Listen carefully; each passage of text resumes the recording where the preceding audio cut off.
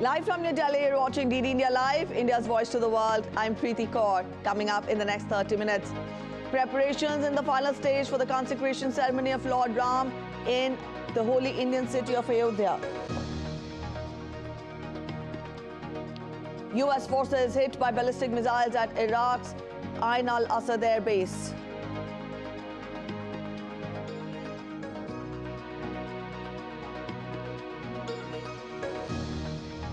And in badminton, former champion Satwik-Chirag, Ranki Reddy and Chirag Shetty storm into the final of India Open.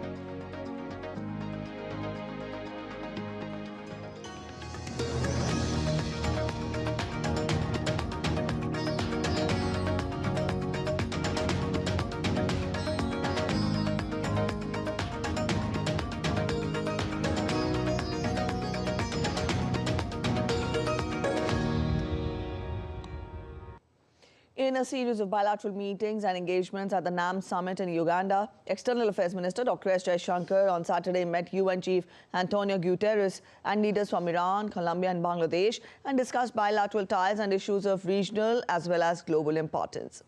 Dr. S. Jaishankar, who is in the Ugandan capital Kampala to attend the two-day non-aligned movement summit, met UN Secretary General Guterres on the sidelines of the conference.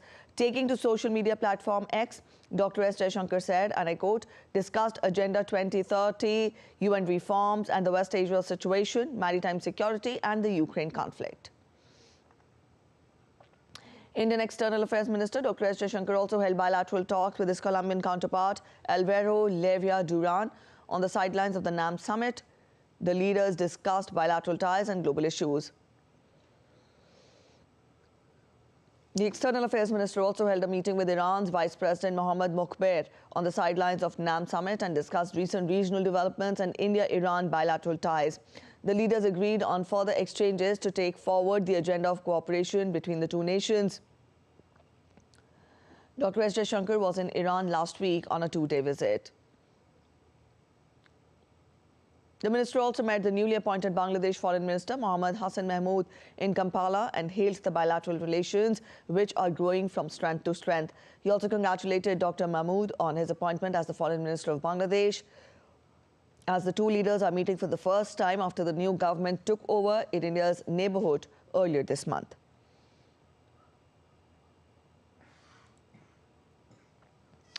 In his External Affairs Minister, Dr. S. Jaishankar will travel to Nigeria on an official visit from 21st to 23rd of January. He will co-chair the 6th India-Nigeria Joint Commission meeting with his counterpart and meet with other leaders.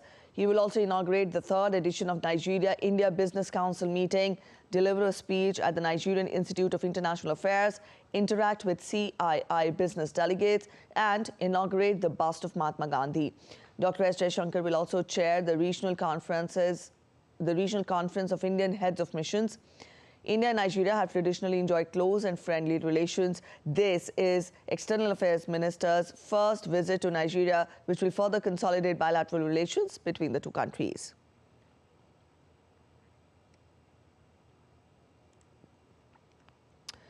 India's Prime Minister Narendra Modi is visiting various significant temples in Tamil Nadu. He will offer prayers at Kothanda Ramaswamy Temple in southern India's Dhanushkodi. The name Kothanda Rama means Lord Ram with the bow.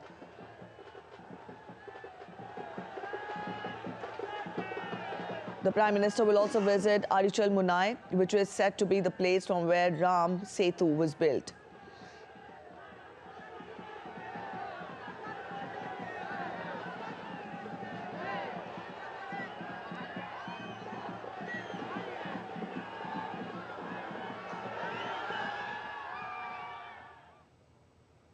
All right, now we get to all the buzz surrounding the consecration of the Ram Temple at Ayodhya on 22nd of January.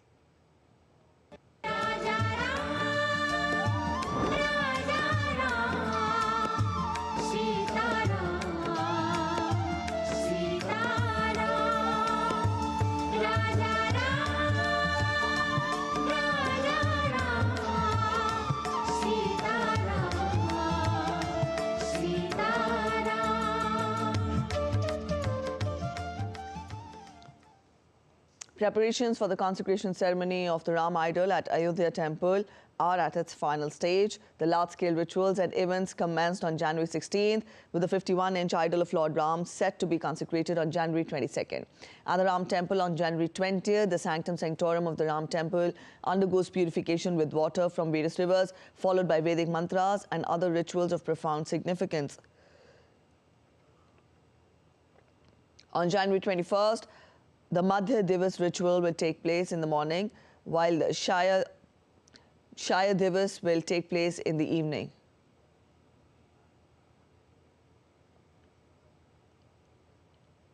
And witness the spirit of devotion in Surat in Gujarat as children form a human chain representing Lord Ram. Over 500 children of Swaminarayan Gurukul presented a human chain ahead of the consecration ceremony of Ram temple on January 22nd.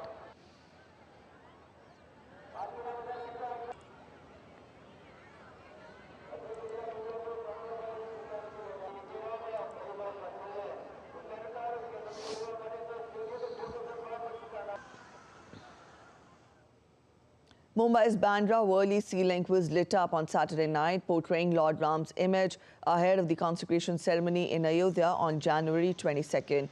The spirit of celebrations has penetrated across the country for the mega day.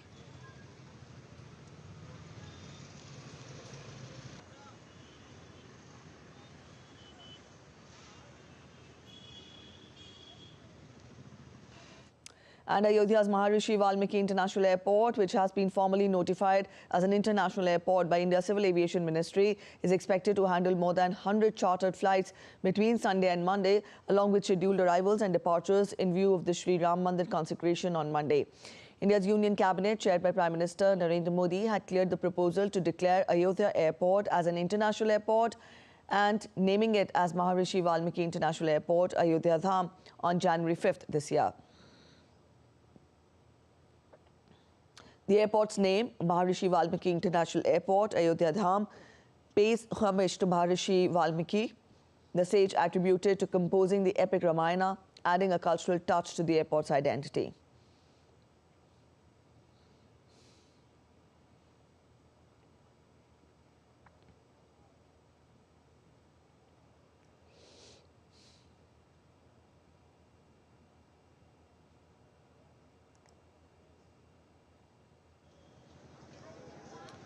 Elevating Ayodhya Airport to international status would help in realizing Ayodhya's economic potential, as it has already emerged as a major pilgrimage site.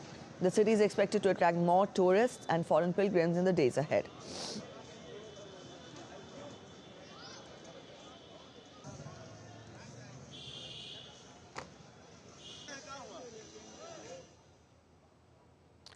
The Slough Hindu Temple in the UK is abuzz with the preparations for the upcoming Pran Pratishta ceremony in Ayodhya.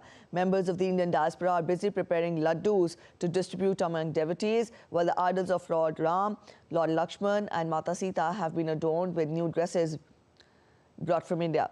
The temple is set to celebrate this auspicious event with great fervour and devotion.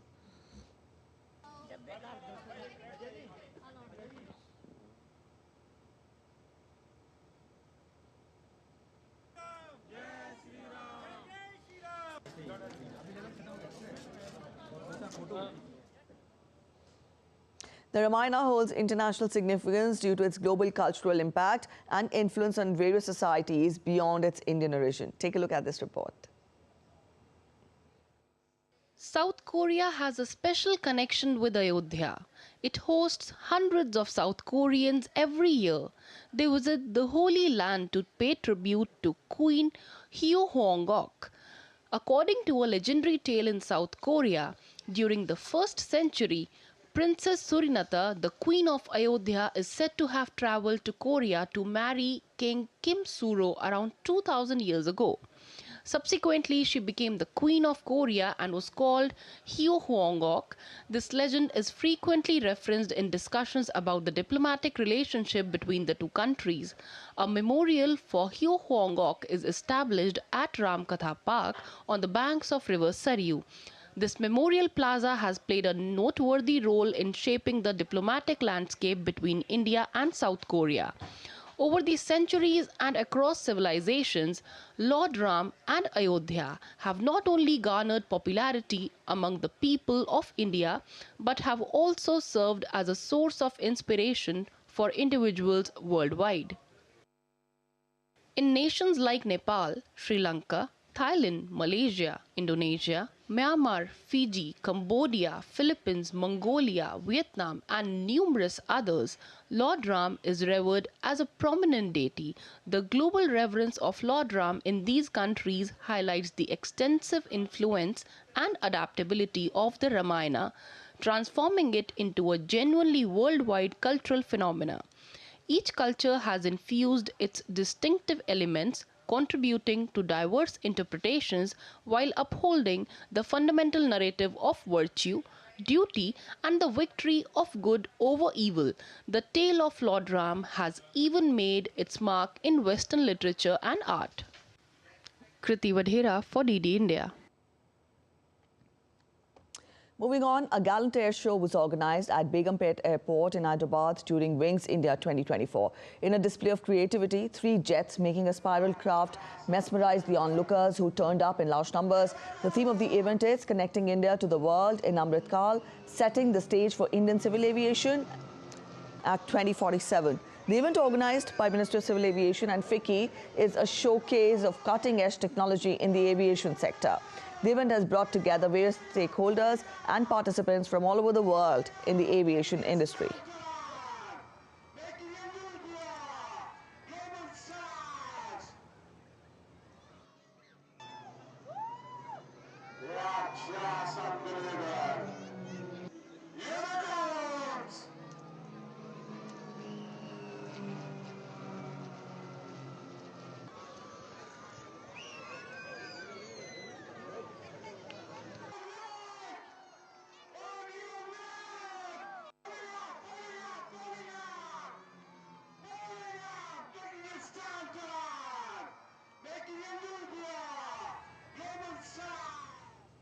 And now we take a look at other stories making it to the headlines from across India today. The Minister of Electronics and Information Technology signed an MOU with the Ministry of Communications of the Republic of Cuba.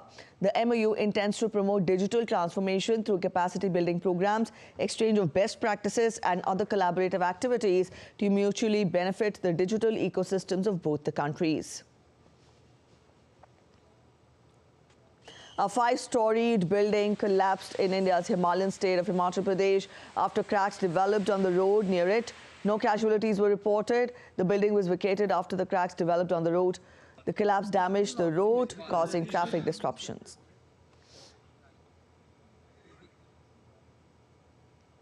A mega national road safety rally was organized in the Indian Union Territory of Jammu and Kashmir.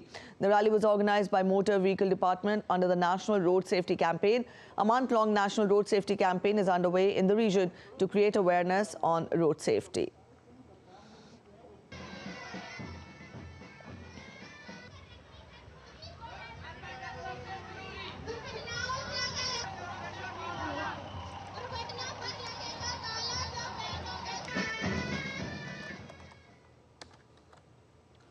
Recent enumeration survey in the Kaziranga National Park of India's Assam has revealed 2 new mammalian species residing within the protected area and Project Tiger. It brings the total number of mammal species to 37 now. The first is the elusive binturong, also known as the bear cat, and second one is a small clawed otter.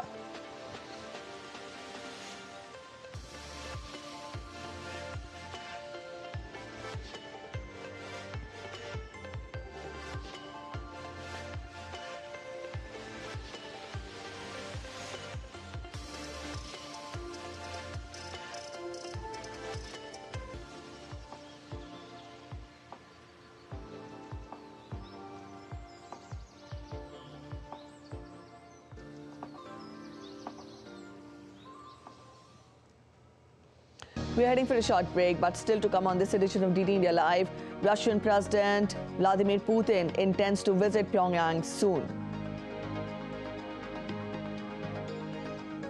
4-man crew, including Turkey's first astronaut, arrive at the International Space Station on Saturday on the latest mission.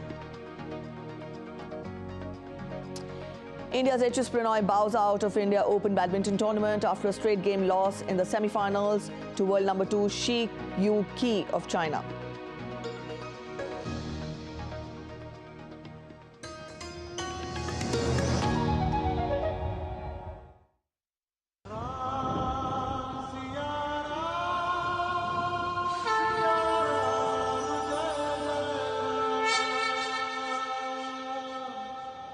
Ayodhya is not just core to the spiritual tourism of India. Ayodhya is a profound experience that connects you with the spiritual heritage of India and its roots seamlessly. For those with unshakable faith and innate belief in Sanatan Dharma or eternal religion, Ayodhya is the highest seat of learning. From serene Saryu River adorning the enchanting ghats against the backdrop of illuminated temples to the divine temples replete with rituals, the vibe here envelops you. Feeling that many define soul-touching and life-changing. Ayodhya Dham takes you through this incredible spiritual journey, the inexplicable magic which is coming together of divine and divinity and beyond. And Ram Janmabhoomi, the jewel in the crown, Ayodhya Dham, the land of Lord Ram.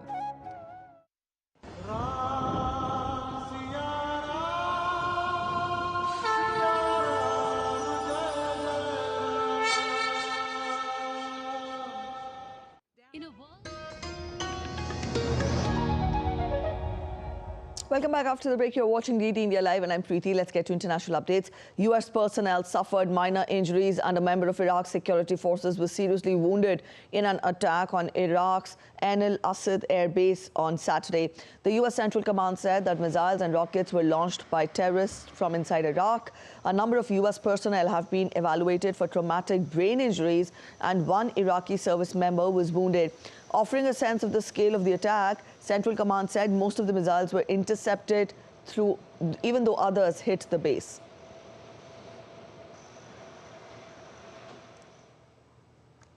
Russian President Vladimir Putin showed his intention to visit Pyongyang soon, North Korean state news agency KCNA reported on Sunday. Putin also thanked North Korean leader Kim Jong-un for his invitation to visit as he met North Korean Foreign Minister Ko Sun-hui, who visited Russia last week. Russia thanked North Korea for its support and solidarity in the Ukrainian war. The cooperation between Pyongyang and Moscow will be in line with the UN Charter and other international laws, the report added.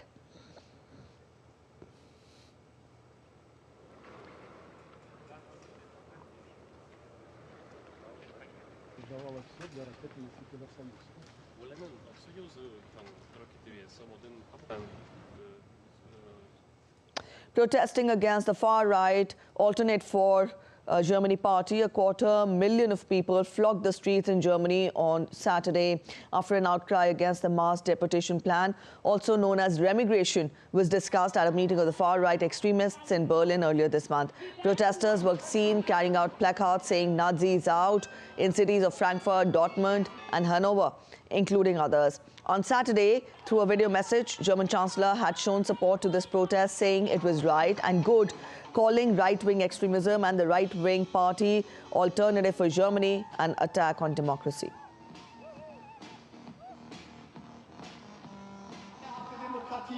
Radicalism, it has never led to more prosperity in history, but always to misery and impoverishment of all people in our city, our country, and to the downfall of coexistence. Incidentally, it also leads to the downfall of the economy. And everyone must understand that, including the representatives of the economy, the trade unions, all of us together. In another series of protests, members of German Farmer Association marched on Berlin streets, demanding sustainable and environmental-friendly agricultural policies. They called upon German Agriculture Minister Sam Ozdemir to implement levy and subsidies to support environment-friendly farms.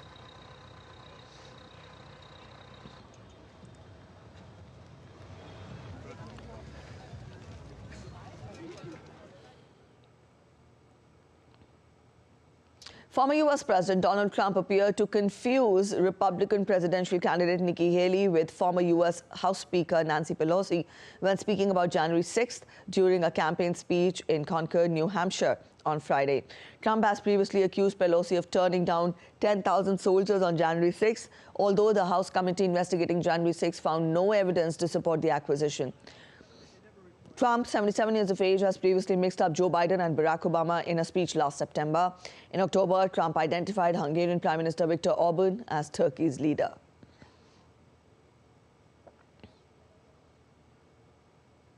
By the way, they never report the crowd on January 6th. You know, Nikki Haley, you know, did you know they destroyed all of the information, all of the evidence, everything? Deleted and destroyed all of it, because of lots of things. Like Nikki Haley is in charge of security. We offered her 10,000 people, soldiers, National Guard, so whatever they want. They turned it down. They don't want to talk about that. These are very dishonest people. Republican presidential candidate Nikki Haley on Saturday questioned Donald Trump's mental fitness after Trump appeared to confuse Haley with former U.S. Speaker Nancy Pelosi when talking about the January 6th attacks on the U.S. Capitol. On Friday, Trump told supporters at a campaign event in New Hampshire that Haley failed to provide proper security during the 2021 attack. Haley was not in office at that time. At an event in Peterborough, Haley said that both Trump, who is 77, and U.S. President Joe Biden, who is 81, are showing their age, and said the country cannot risk having someone who is not mentally fit serving as president. Really want to go into an election? And do we really want to go into an election with two fellas that are going to be president in their 80s? And that's not ageism that I'm saying here. We see that Biden has changed so much over 2 years. But last night, Trump is at a rally, and he's going on and on mentioning me multiple times as to why I didn't take security during the Capitol riots. Why I didn't handle January 6th better. I wasn't even in D.C. on January 6th. I wasn't in office then. They're saying he got confused, that he was talking about something else. He was talking about Nancy Pelosi. He mentioned me multiple times in that scenario. The concern I have is, I'm not saying anything derogatory, but when you're dealing with the pressures of a presidency, we can't have someone else that we question whether they're mentally fit to do this. We can't. Let's get to weather updates from across the globe now. Winter storms and biting cold that have gripped much of the United States in recent days with deadly consequences are expected to persist through this weekend. Even as frigid temperatures were forecast across 2/3 of the country, along with snow, freezing rain and heavy showers, it has tallied 83 confirmed weather-related U.S. fatalities over the past week. Tennessee accounted for 19 lost lives attributed to severe weather and 16 more in Oregon. The remainder of the fatalities were reported across at least 8 other states. Meanwhile, the Pacific Northwest is expected to be hit with another round of freezing rain and showers. Chances of flash flooding predicted for the lower elevations of Northern California. Downpour could also extend into Southern California on Monday.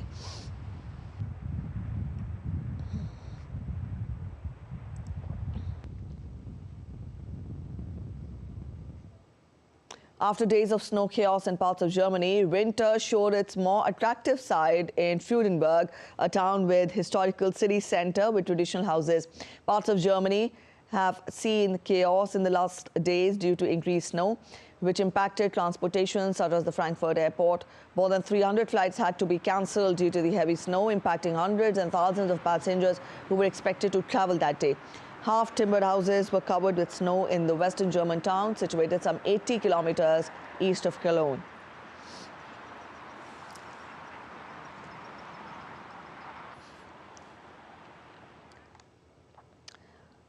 And icy temperatures gripped Paris on Saturday morning. Daytime temperatures dropped to as low as 1 degree Celsius and could go down to -3 degrees Celsius.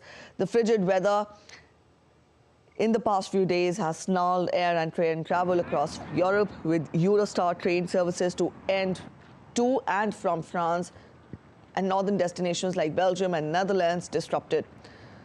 Paris temperatures are expected to climb to 8 degrees Celsius on Sunday and up to 12 degrees Celsius on Monday.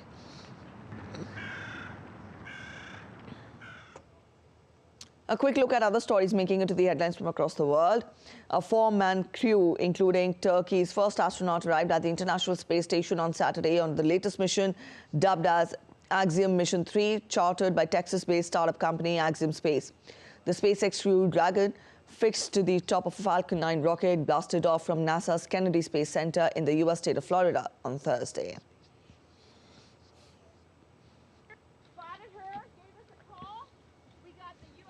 A 200-pound endangered loggerhead sea turtle named Ida was released back into the Atlantic Ocean on Saturday in Florida. Ida was rescued by the group of fishers and the U.S. Coast Guard from a lobster trap buoy line and was given medical treatment before being released into the ocean.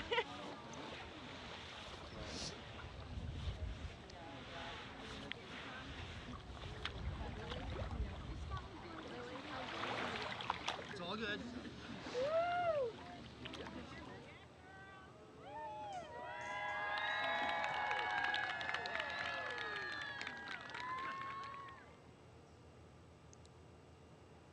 World's oldest and biggest iceberg, named A23A, was smashed and battered by waves up to 4 meters high as it drifted towards the north after being stuck to the Antarctic Ocean floor for 3 decades. The waves broke off small chunks and collapsed some arches.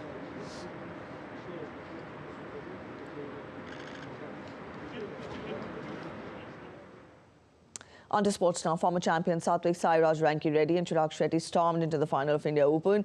The Indian duo defeated Tokyo Olympics bronze medalist Ayodhya and Satwik of Malaysia in the semi-finals on Saturday. Satwik and Chirag, who had won the 2022 edition, will face third-seeded Koreans Kang Min-hyuk and Seo Seong-jae in the summit clash.